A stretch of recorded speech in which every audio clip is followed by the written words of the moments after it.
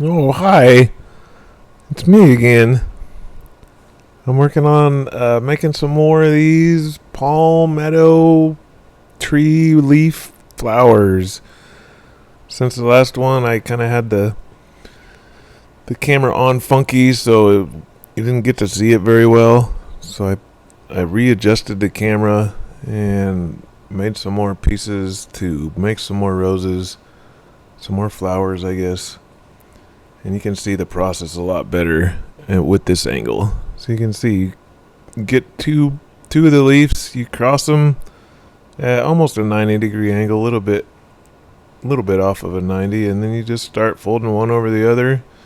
You leave, go towards the pointy end there, so the pointy end is sticking out, and then the other end you want to leave a little bit of the leaf sticking towards you, and that's going to be for part of the stem to wrap around the stem.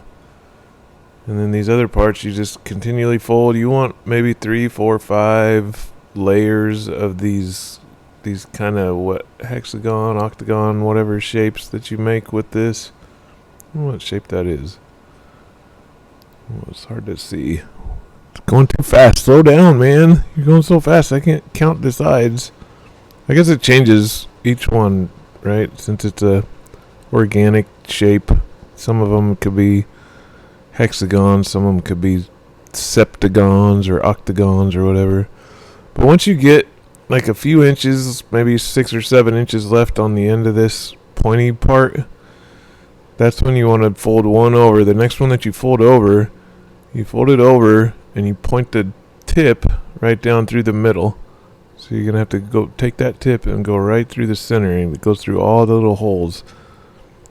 It's kind of tricky. Sometimes you got to line those holes up, but then hold the end, pull it through, and that kind of ties that other one up.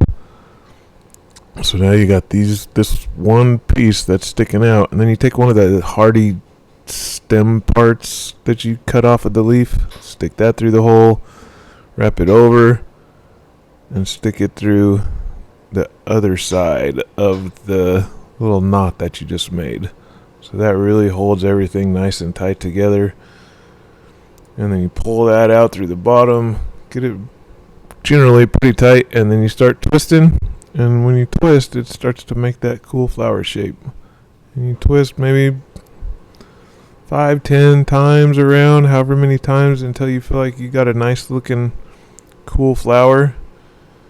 And then you start wrapping those first pieces that you stuck out, that you let kind of hang out. Then you start wrapping those around the stem, and that holds it all together. But I wanted to add something to this a little bit more than just wrapping it around the stem. So this time I took a couple of the additional little palmetto leaves that I had. I guess I took just one of them, and I made a little kind of heart piece that sits behind the flower. So I folded it in half.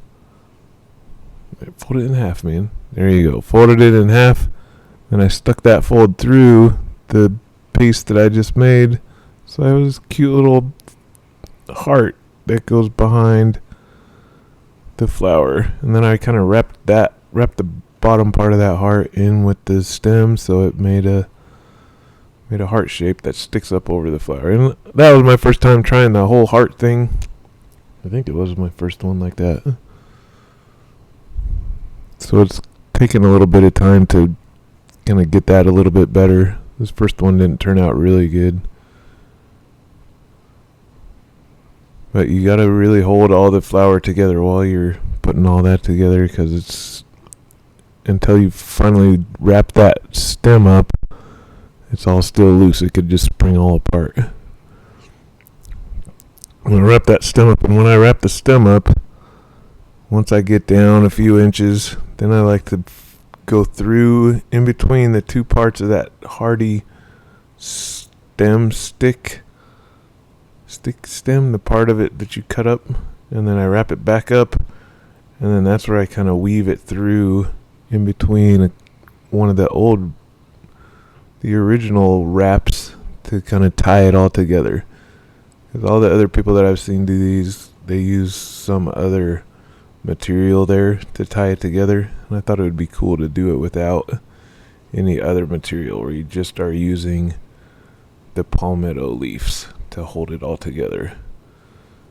Which means that my flowers end up being a little smaller, I guess, because I'm using the additional part of the leaf to tie it up, instead of using the whole leaf to make the flower and then stapling it or gluing it or wiring it together, which I've seen other people do.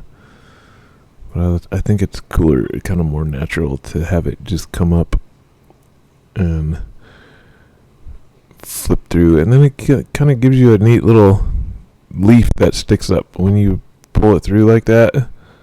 The part that sticks up kind of almost looks like the leaf of the rose.